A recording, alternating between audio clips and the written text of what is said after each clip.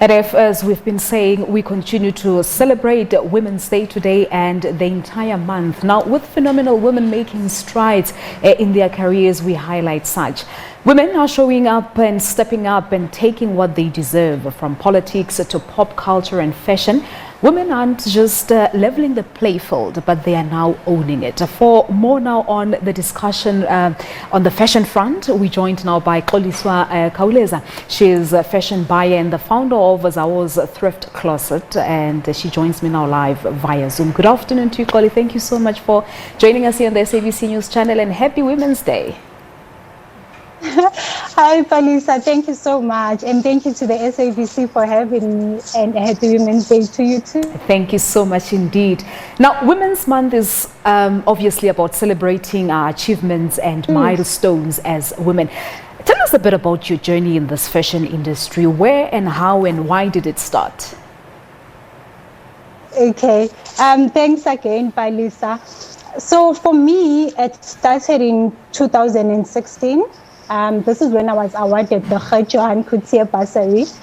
It's an interesting one for me because it came with a career change, because prior to that, I worked for a corporate bank for about 6 years. So now I was awarded the Xoliswa bursary to study fashion and to major in communications and buying.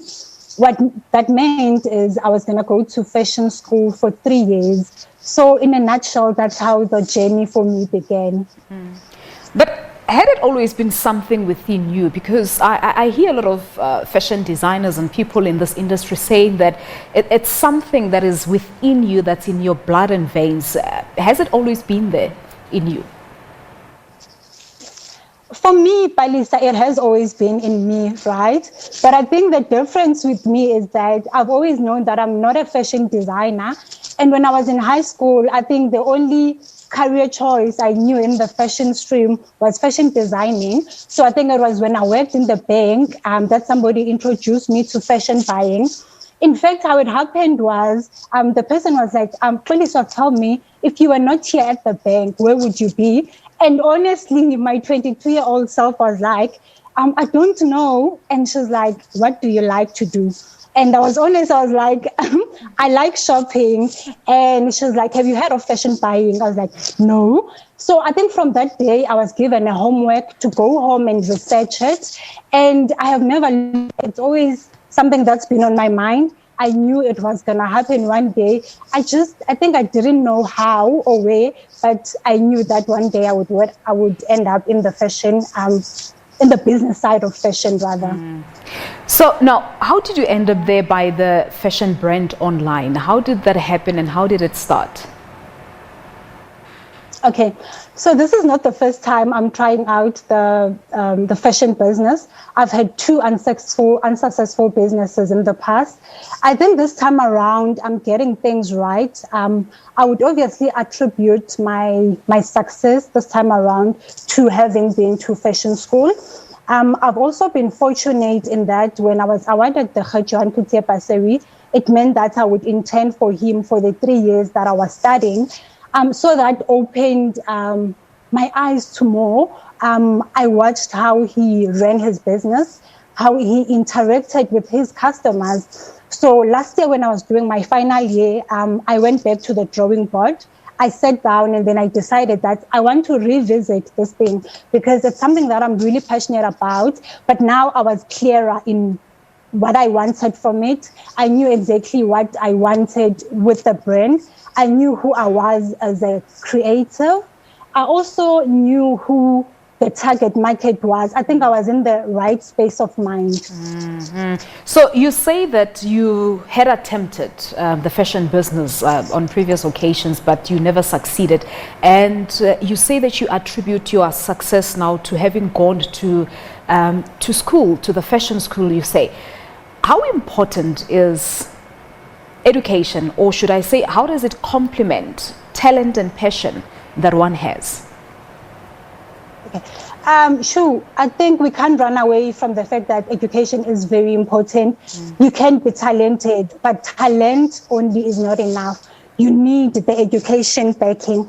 For me, for instance, it's opened my mind to a lot of things. I mean, I think simple thing as branding, that is something that no one was going to teach me. But having been to school, I know exactly what branding is, what a brand means. I know exactly who my target market is. And when I'm being asked, I can clearly say, this is the women that I'm targeting. So education is very important, very, very important. And we do know that, Xoliswa, that all businesses have been severely strained and affected by COVID-19 in recent months. How have you survived? How did you manage to keep your business afloat and going? Yeah, Balisa, to be honest, almost all industries were affected in the beginning of lockdown, and especially yearly. I mean, when we are in the middle of a pandemic, consumers are not looking to buy clothes, you know. I think we saw on the news people were piling up on essential services like food and medication. So I took a knock in the beginning, I'm not going to lie. And for me, it happened at a time where I was now at home full time and was putting all the focus and all the work into Zawo's Thrift closet. I had a lot of pop-up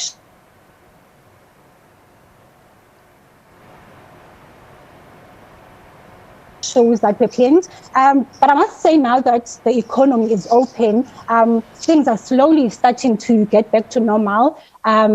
It's better than it was before. I'm starting to see a shift, and consumers are again now starting to buy clothes because people are back at work. But in terms of what you sell, I was browsing through your Instagram page just a short while ago. In terms of what you sell, did you sort of had to adjust to your normal stock, or because I saw a lot of women on social media basically saying that because of the lockdown, a whole lot of them were starting to invest on their pajamas because they would be in their pajamas the entire day. Some are working from home. They prefer being in tracksuits, losing a kind of attire or your tights or leggings or such. So did you really also have to sort of adjust to ensure that what you now sell is what your clients want? Yes, definitely, Palisa. I think if someone has been following me, initially I was focused on the more semi-formal outfits, but now I think with the lockdown, most of the time, as you've mentioned, and I think I've sort of now looked more into things like denim.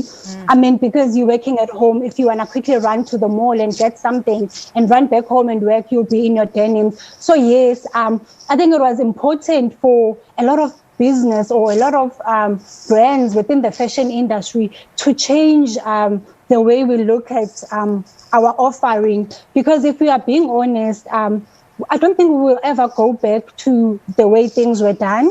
And it looks like a lot of industries are now letting people work from home. So there is a need to change our offering and relook at what we give and look at trends, look at what women want to wear now. So I think we've also just taken a back seat and offer more of a I want to say casual with denims and such. Yeah, this is what I'm observing now on your Instagram page. A whole lot of denim, tees and casual wear. Yes. So just very quickly, for women who are watching this interview and would really, really love to embark on this journey of being where you are now, what would your message or advice be to them?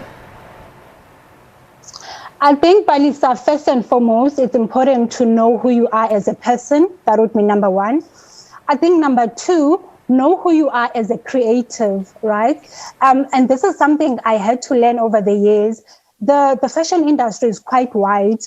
You need to know who you are as a creative in the sense that you need to decide earlier on, do you want to go into fashion designing? Do you want to go into fashion styling? Do you want to go into fashion modeling, or do you want to go into fashion merchandising? So I think it goes back to being honest with yourself. Do not be scared to ask questions.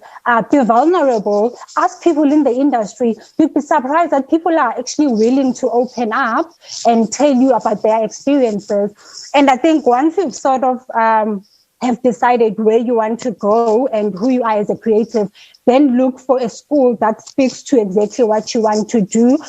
And I think last but not least, be prepared to put in the work. Our industry is meant to look glamorous, but it is not at all. There's a lot that goes on behind the scenes. So be willing to put in the work. Be willing to ask people for internships. Ask if you could go and job shadow so that by the time you are qualified, you know exactly where you want to go and you have an idea of what your day is going to look like. All right, Xoliswa, we could talk the entire day on fashion, but we have to leave it at that. Thank you so much for coming through and all the best going forward. Thank you so much for having me. Enjoy the rest of your Women's Day. A beautiful one to you too. Xoliswa Kawuleza, a fashion buyer, and she's also the founder of the Zawo Thrift Closet, talking to us about women and fashion as we continue to celebrate Women's Day.